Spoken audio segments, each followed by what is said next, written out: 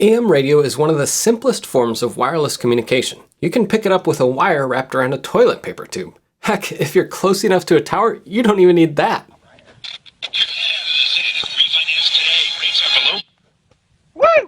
My dad is a longtime broadcast engineer and used to manage the broadcasting equipment for KMOX, a 50 kilowatt clear channel station in St. Louis that could be heard across the country. There's a lot more to AM radio than meets the eye. A lot has happened since our last video discussing the death of AM radio. So last video we talked about Tesla and how they weren't including AM radio in their cars. And since then, Ford said, oh, we aren't going to either. But then they flipped back and said, yes, we are. And there seemed to be a lot of backlash when they announced that. What's going on with cars and AM radio? Well, you know, there's discussion about can a digital car, can an electric car receive AM radio? And I think we all know the answer is yes at this point after all the discussions. And now that I'm a ham, and an old ham actually, I would say that, you know, let us help you out if you need help. Mr. Elon, is that the guy's name? Cool. If you need some help, call on the radio amateurs and we will help you figure out how to get AM working in your car.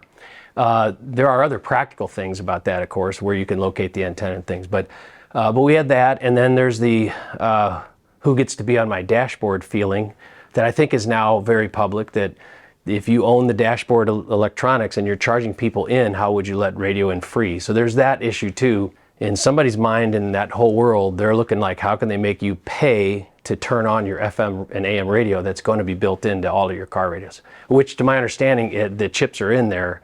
It's just a matter of the software activation. So AM and FM could become a subscription feature. Could become a subscription or a one-time fee, $500 if you want the feature on your radio that's already there. And that's why I think some of the governmental interventions are being talked about. And so once it goes to the government, you got to figure out what the reality is of why it's important to the government, the governing of the nation. And that leads us to EAS. EAS. Yeah. There was an article in Hackaday that I saw. It was a really good article going into EAS, and they talked about PEPs, P-E-Ps. PEPs. You used to manage... I had a PEP. I had one. You used to manage KMOX. Are they a PEP? Yes, KMOX is a PEP. So tell me what a PEP is and what EAS, like what is that whole argument there? A PEP is a primary entry point station. So for the FEMA, FCC world, these are stations around the country that are strategically chosen so that when they use them, they can cover like 90-something% of the population through direct access to these particular stations and the coverage of population for each station. So naturally, KMOX 50 kilowatt non-directional is a great choice. So, and the PEP stations get directly connected with equipment at their tower sites. They get EMP-proof equipment. Most of them have it probably by now, but back then, you know, in 2012, they installed the KMOX setup. But they get a EMP-protected generator. It's housed in a building.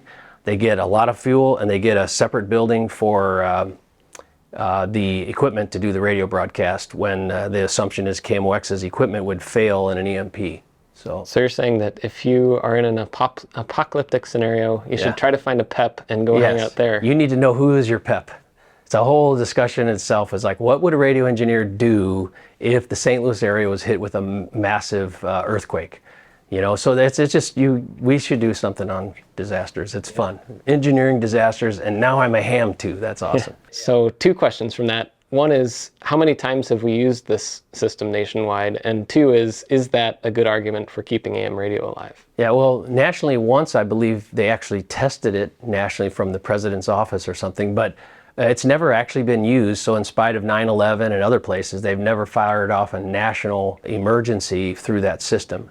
However, locally, you know, we use it for missing children. We use it for natural disasters. We fire it off on tornadoes and things like that. So it's the same system.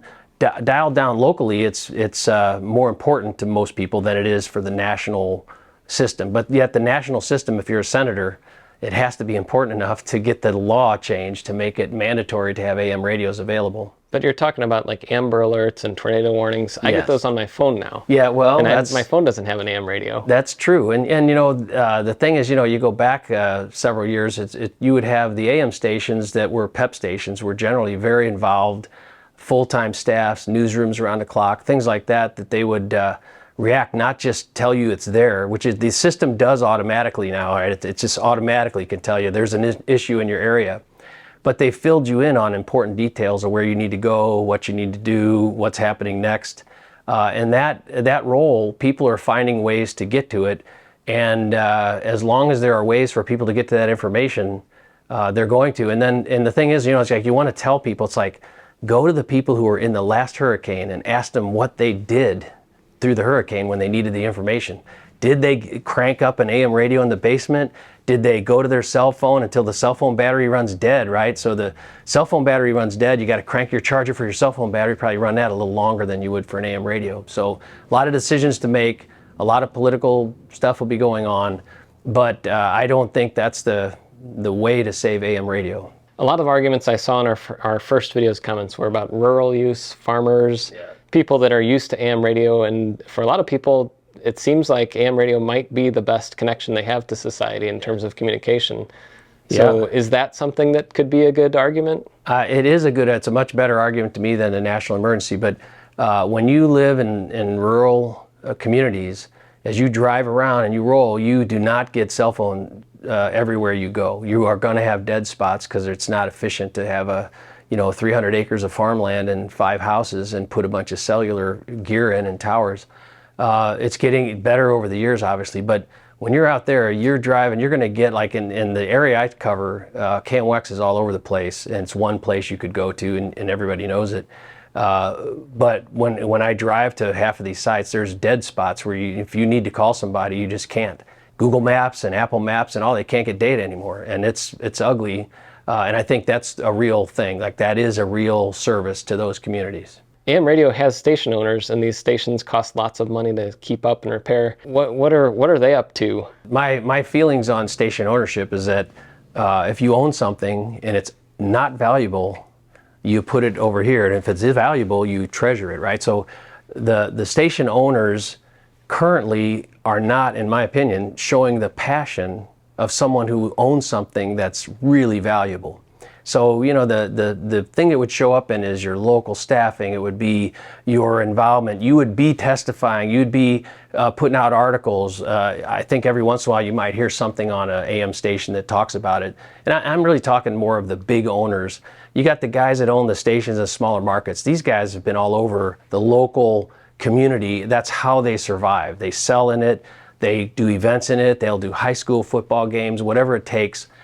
They love having their station. They love their community. When you get disconnected too much from that, you end up with stations that are just punching marketing dials of marketing buttons to try to get extract money.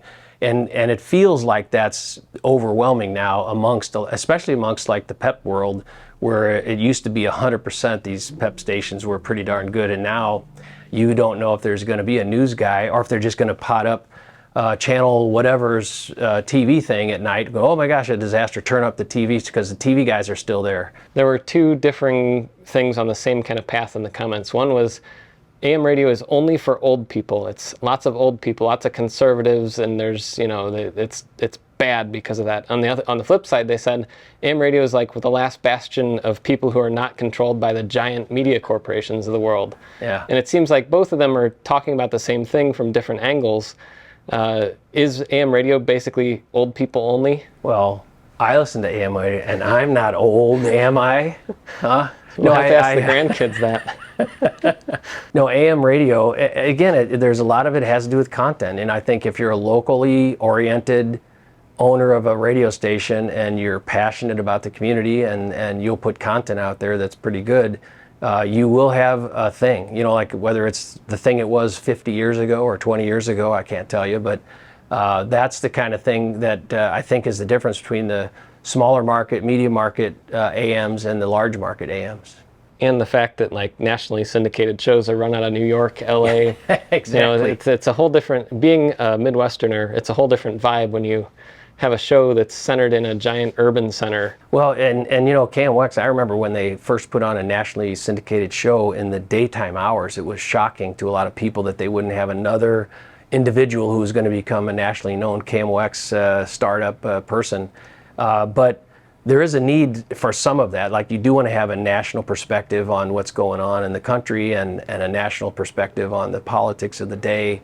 But ultimately, there's a responsibility, you would hope, to the local community, both the people who work and live there and to the people who run businesses there. St. Louis is a great example with our what should we do about policing and crime, right? That's something where a local group, we would have had, like lots of local news coverage, radio and television, and now it just feels a little more crippled than it did even just 5 years ago.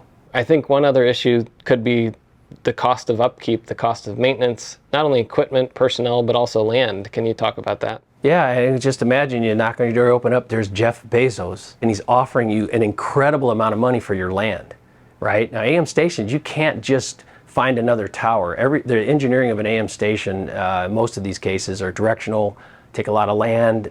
Nobody wants you to build towers near them that are going to radiate energy of any kind.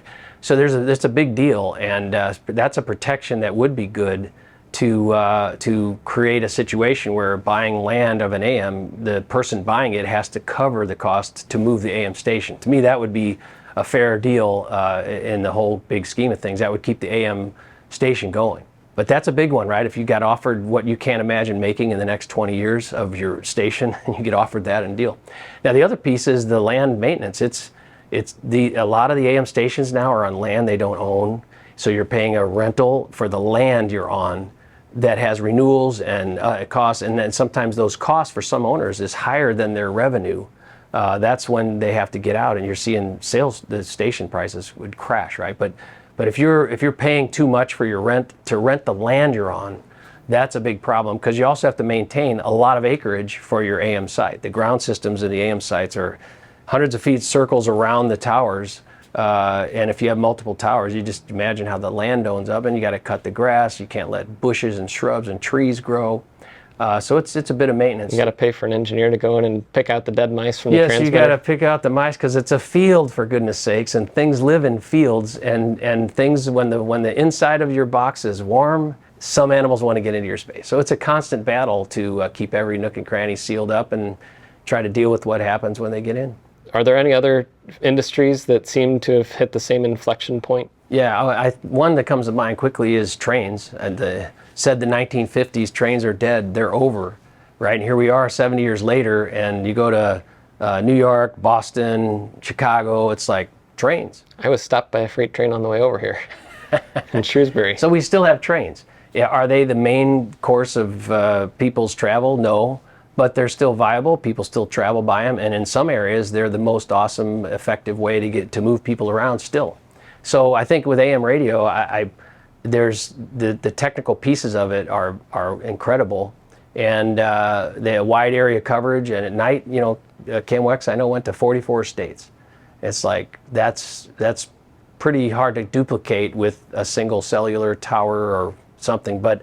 The satellite world, all the new stuff has a place. It may have the main place.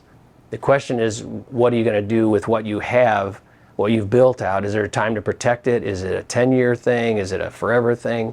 There is a need, I think, for some kind of protection, especially the rural communities themselves, and the fact that we've always been surprised at technologies that we think are going to go away.